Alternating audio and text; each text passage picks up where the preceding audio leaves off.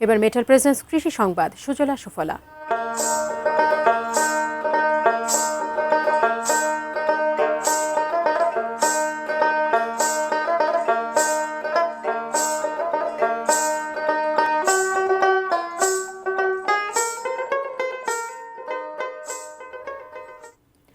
টানা বৃষ্টিতে মানিকগঞ্জের সবজি চাষে ভয়াবহ বিপর্যয় নেমে এসেছে। কৃষি সম্প্রসারণ অধিদপ্তরের তথ্য মতে প্রতিকূল আবহাওয়ায় জেলায় অন্তত 223 হেক্টর ফসলি জমির ক্ষতি হয়েছে। চলতি মৌসুমে সিংগাইর উপজেলায় প্রায় ৩,293 হেক্টর জমিতে পেঁপে, শসা, ঢেঁড়স, চালকুমড়া সহ বিভিন্ন ধরনের সবজির আবাদ হয়েছে।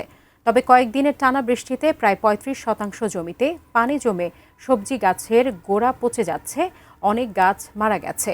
এতে বড় ধরনের আর্থিক ক্ষতির আশঙ্কার পাশাপাশি ক্ষতি কাটিয়ে উঠতে সরকারি প্রণোদনা ও আর্থিক সহায়তার দাবি জানান ক্ষতিগ্রস্ত কৃষকরা। জেলা কৃষি সম্প্রসারণ অধিদপ্তরের উপপরিচালক বলেন, ক্ষতিগ্রস্ত কৃষকদের তালিকা তৈরির কাজ চলছে।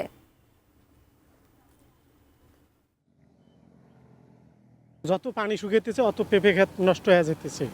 আর পেঁপে ধরার এই সময় এই বৃষ্টির কারণে আমার প্রচুর পরিমাণ ক্ষতি হয়ে গেছে। বৃষ্টির কারণে সব শসা ক্ষেত মরে গেছে।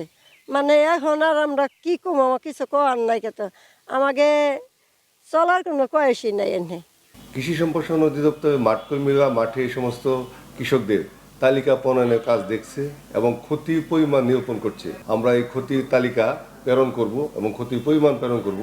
আমরা আশা করছি সদাশয় এই সরকার এদেরকে কৃষি পুনর্বাসনের মাধ্যমে এই ক্ষতি পুষে নিয়ে যেন তারা আবার অন্যতমে কৃষিকাজ করতে পারে সেই দিকে যাবে।